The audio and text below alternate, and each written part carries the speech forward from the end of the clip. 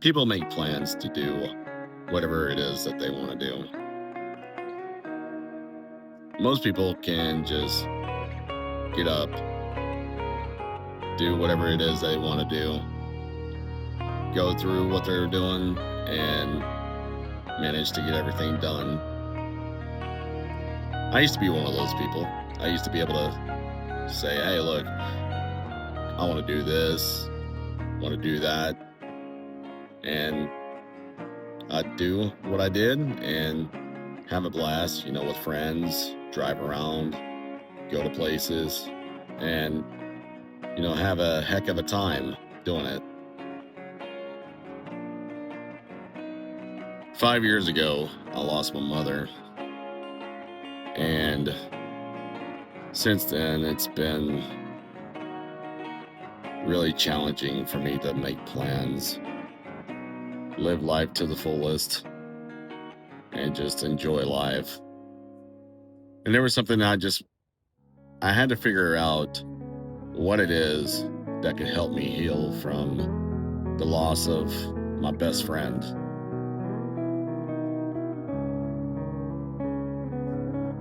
Fast forward to 2025. I've made the plan for 4 years to go on a special trip across the country on a little Honda Ruckus. And the only reason why I chose the Ruckus was because it was something that my mom wanted before she passed away. And we were each going to have one. So that way when I go visit her, we would ride together. And as you can guess, that never happened. So during the trip that I made last year, or 2025, I managed to make it to New Mexico. But unfortunately, I couldn't get through the mountains because, well, I didn't have the right setup for the elevation. And so I couldn't make it to Vegas on the scooter alone. But even with that,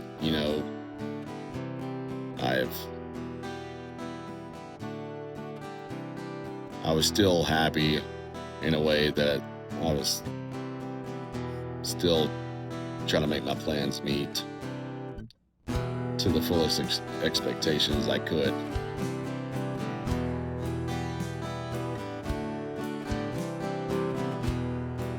Fast forward a year later, 2026, I had made sure that I was prepped up for the mountains. I had an extra carburetor, and I used that when I got up to New Mexico, and it made a world of difference. But I was still having that little, the scooter was still kind of having that little cough, but I still managed to make it, and I made it all the way to Vegas. It's a beautiful day outside, so open the door to see the sunshine. It's a beautiful day outside. After I made it to Vegas, I was trying to figure out, would I feel right if I didn't go to California and just go back eastward? When I checked out of the hotel room, I was trying to figure out which way do I want to go. I was so close to California. There were some people that told me, it's like, dude, you are so close. You might as well just go for it. And, I paused a little bit of my time to try to figure out, it's like, is that something I should do just because, I say, hey, look, I made it from North Carolina all the way to California on a little 49cc Honda Ruckus. And, yeah, that sounds cool and all, but it was some questionable thinking that I was doing for a bit. And I was going to go to the Four Corners and then something in my mind told me that, you know what, dude, you're close to California. Why don't you just turn around, go back, and try to make it to California? So I decided to do that. And unfortunately, about 17 miles down the road, I wound up having my third flat on the trip. So that made me decide, look, I'm not going to do anything else until I get me another tire. And that's what I had to do. I've been kind of stuck in Vegas for a little bit.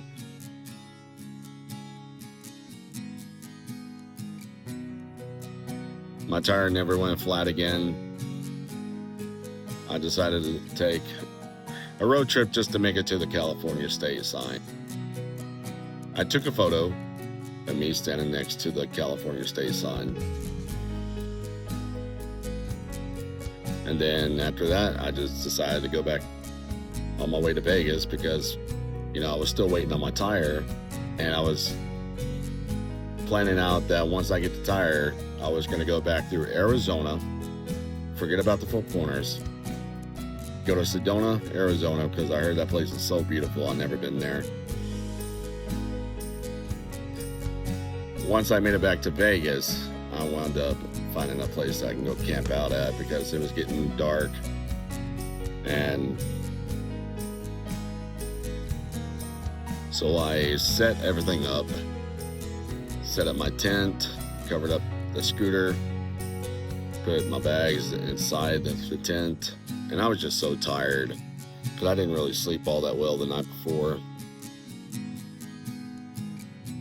And I woke up the next morning and I couldn't believe my eyes what I saw. So my tent was unzipped.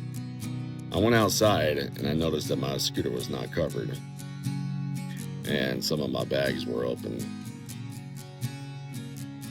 That would be the big black delivery bag, storage bag that I have on the back, and my little barrel bag. And to come to find out, my phone was stolen. I had some cash that was stolen from me. And there was a few other things that was stolen. So I hurried up, packed up. I looked all over the place just to see if it was all untrue. I unpacked. I took everything out of my bags, looked as much as I could, and that was it. So I left and I went to T-Mobile and trying to find my phone and see if there was any way that I could try to find my phone. And I know I had that option turned on, but some reason the Apple system couldn't locate it.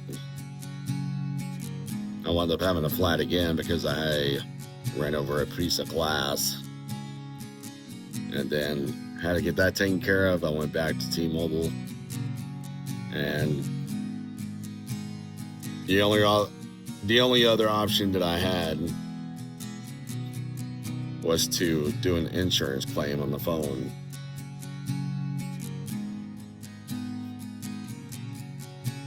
So with that, I decided to try to go back.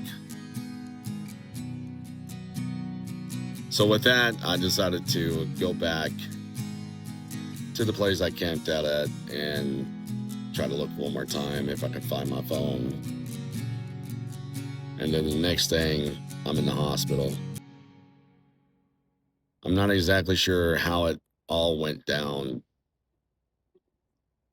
Somebody told me that this happened, but I'm the one with the citation because I was told that I rammed into the back of a Suburban.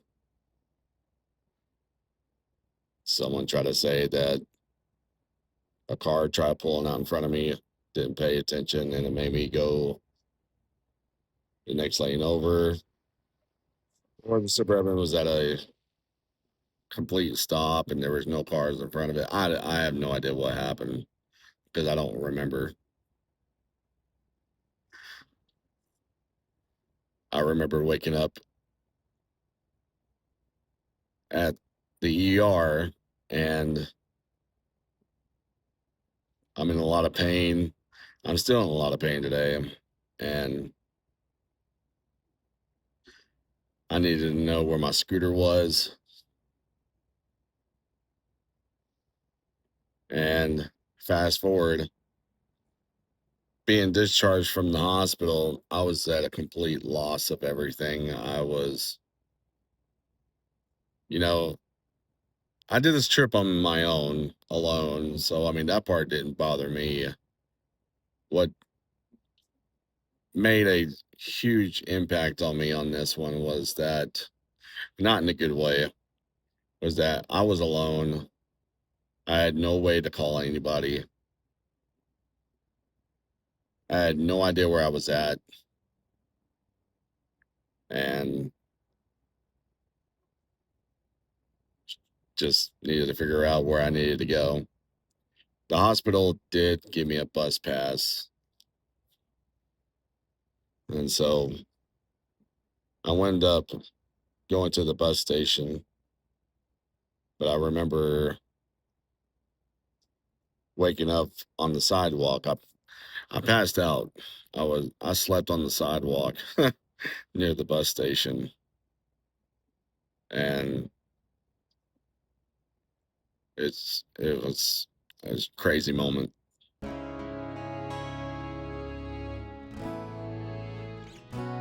Now I remember that the cop who came to the hospital that wrote down the address where my scooter was. I showed that address to the people at the bus station if they knew how to get there. So I believe it was around like 8 o'clock that morning or whatever. I don't remember what time it was. So when I finally got to the impound where my scooter was,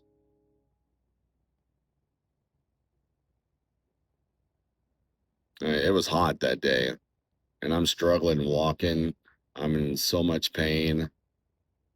It's like, did I deserve to put myself in the situation that I was in? Luckily, when I got there, I was able to call my dad, call my sister, call my ex. I mean, there's some things that, I regret. And then there's some things that I had to remind myself that, you know, there's no time really to think about all that. You know, think about the important things. What's the next step to move forward and all that. When I've got the chance to go see the scooter,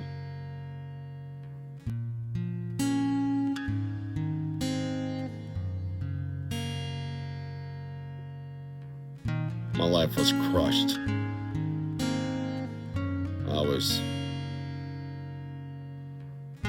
What I saw was like that same feeling when I lost my mom.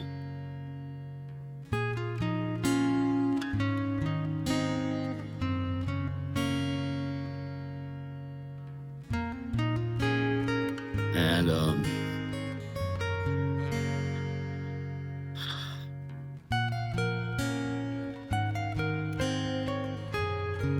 you know, um,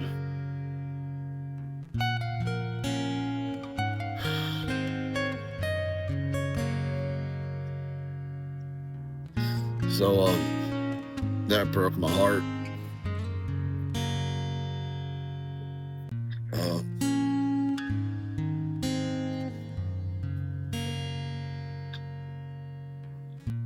so, um,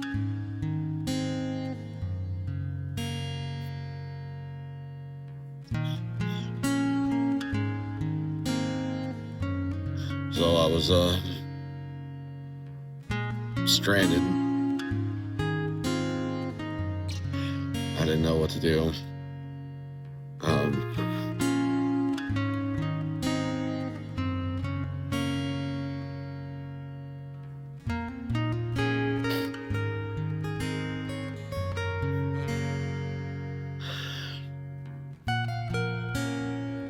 I don't want my journey to end like this.